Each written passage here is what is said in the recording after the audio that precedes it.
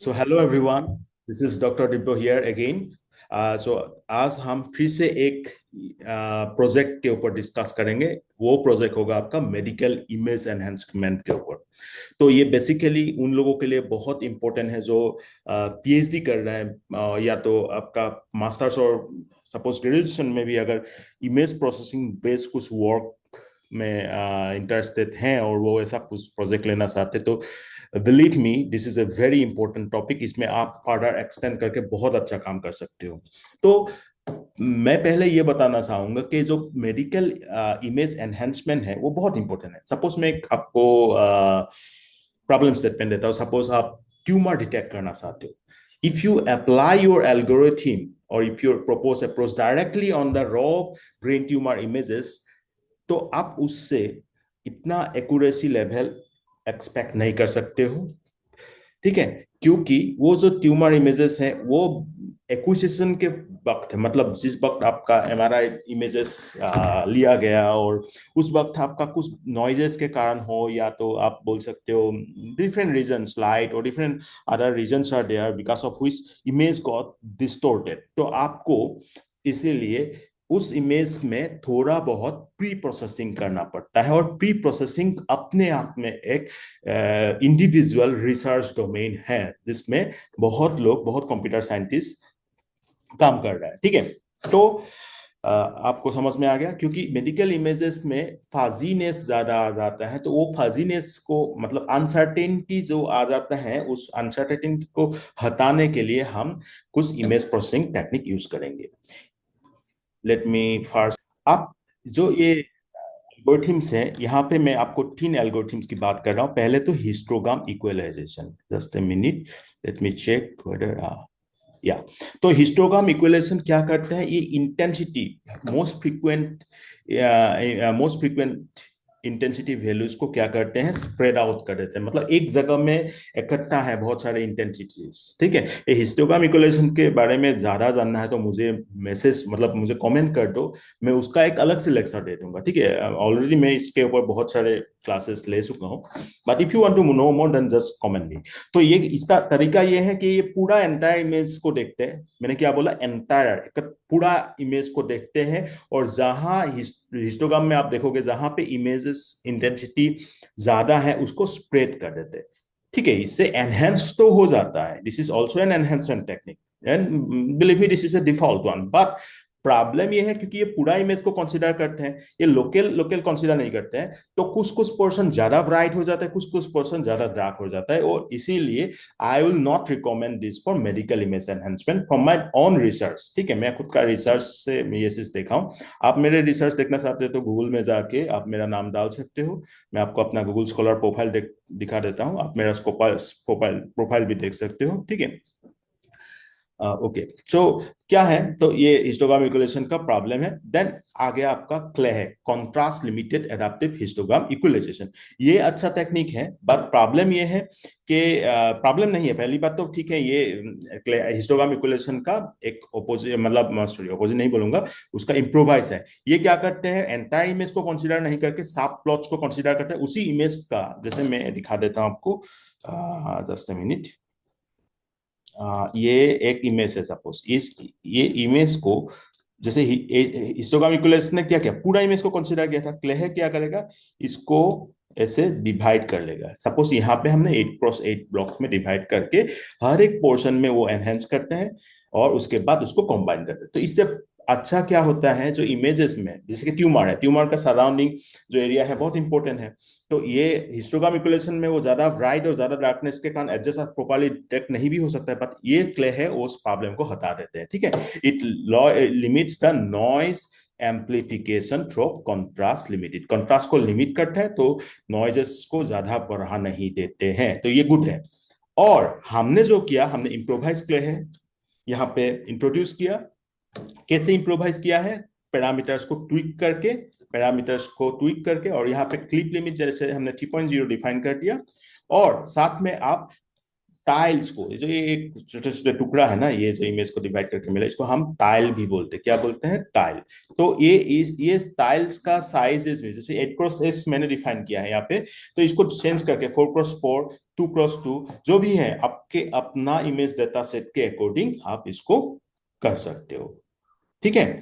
Then मैंने यहाँ पे जैसे मेरा प्रोफाइल बोला, ये मेरा जस्ट मिनट, ये मेरा जैसे कि गूगल स्कॉलर प्रोफाइल है। You can see my citation, my h index, my i10 index, मेरा area clustering, image processing, image segmentation, colour image segmentation, machine learning, ये सब मेरा आर्टिफिशियल इंटेलिजेंस डोमेन में रिसर्च करता हूँ। और मैंने खुद का क्ले टेक्निक्स यहाँ पे इंट्रोड्यूस किया है। ठीक है। जो भी इसके ऊपर ज्यादा जानना चाहते हैं, मेरा रिसर्च पेपर यहाँ पे आप जाके देख सकते हो, पढ़ सकते हो। ठीक है।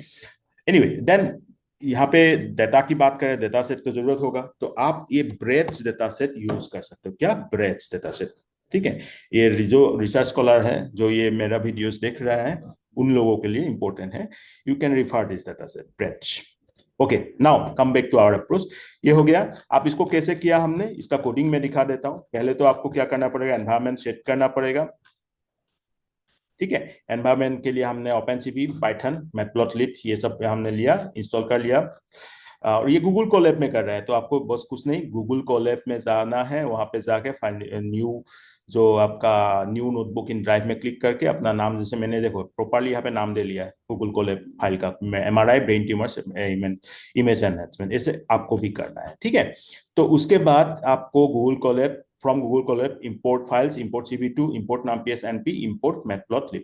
देखो CV2 ओपन सीबी के लिए बार बार बोल चुका हूँ, किसी numpy एरेबेस के लिए, ऑपरेशन के लिए, मैटप्लॉटलिब विजुअलाइजेशन के लिए, अपलोडेड, ये इसमें हमने files dot upload upload function use किया है। मैंने वो डाटा सेट अपने सिस्टम में रखा है, वो अपलोड हो जाएगा सिस्टम में, दिखा दूंगा कैसे सिस्टम से लेंगे। उसके बाद लिस्ट में रख दिया ये इमेजेस को। उसके बाद हमने इसको ग्रे स्केल में प्रोसेस किया, CV2 इमरिट ग्रे स्केल। ठीक है। CV2 image imdecode np dot from buffer uploaded file name, ये np dot uint8 data type images dot append। उसके बाद हिस्टोग्राम रिप्रेजेंटेशन के लिए हमने एक फंक्शन बनाया, डिफाइन def डिफाइन अप्लाई, ये आप लोगों को पता है, पाइथन में हम def यूज करते हैं फंक्शन बनाने के लिए। अप्लाई हिस्टोग्राम इक्वलाइजेशन, और इसमें इमेज पुट किया, रिटर्न CV2 इक्वलाइज हिस्ट। ठीक है। ये ऑलरेडी डिफाइंड फंक्शन है, इक्वलाइज हिस्ट, हमने हिस्टोग्राम इक्वलाइज के लिए यूज किया। स्टैंडर्ड क्ले के लिए सिमिलरली एक फंक्शन बनाया हमने, अप्लाई स्टैंडर्ड क्ले है, क्लिप लिमिट दे दिया। इसमें हमने क्रिएट क्ले है, क्लिप लिमिट 2.0, टाइल क्या है, ग्रिड साइज 8x8। ठीक है। उसके बाद रिटर्न क्ले है डॉट अप्लाई इमेज। ओके, हो गया।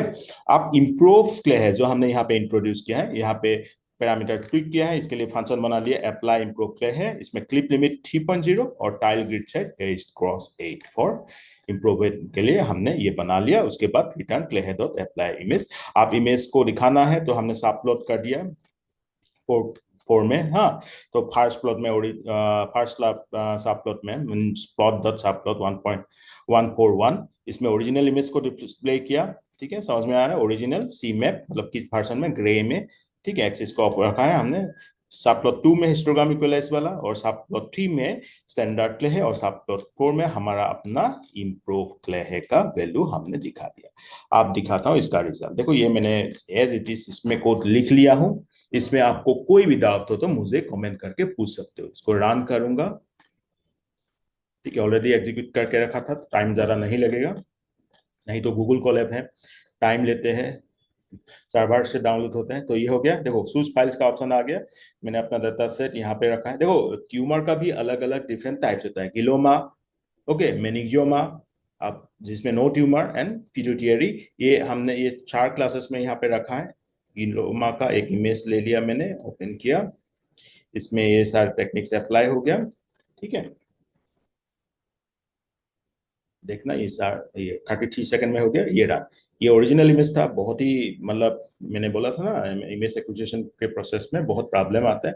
इस इमेज में कोई अगर डायग्नोसिस करेंगे तो रिजल्ट एक्यूरेसी नहीं भी मिल सकता है, या तो गलत रिजल्ट मिल सकते हैं। हिस्टोग्राम प्लस गुड है, बट बहुत ज्यादा ब्राइट वाला ब्राइट हो जाता है। ठीक है, राइट क्ले है, हिस्टोग्राम प्लस से अच्छा परफॉर्मेंस है, और इम्प्रूव क्ले है और भी अच्छा है, प्रॉपरली दिख रहा है। ये पोर्शन आप देख सकते हो, आइसोलेट करके दिखा रहा है यहाँ पे, ये सारे पोर्शन प्रॉपरली दिखाई दे रहा है। आप इसको, आप जैसे मैंने बोला ना, प्रोग्राम टेस्ट को क्लिक कर सकते हो, यहाँ पे जाना, मैं सपोज इसको 2x2 टाइल्स में देखना चाहता हूँ, ठीक है। 2 + 2, आप इसको सेंस करके रन कर रहा हूँ।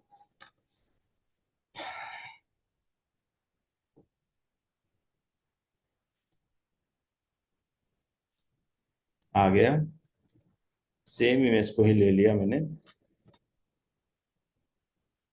रन हो रहा है। ओके, दिखाई दे रहा है यहाँ पे आपको। तो original image histogram equal standard play है, इम्प्रूव प्ले है, ठीक है।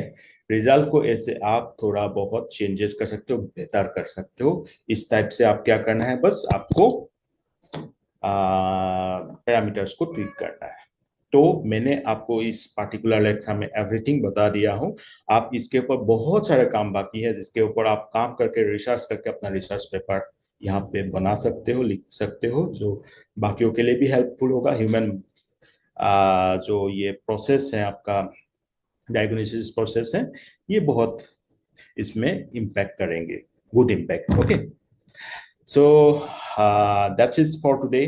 Thank you very much and stay tune. And किसी को अगर आप लोग में से बीच में से कोई फ्रेंड इस चीज में इंटरेस्टेड है तो आप मेरा वीडियोस को शेयर कर सकते हो। That's it, thank you.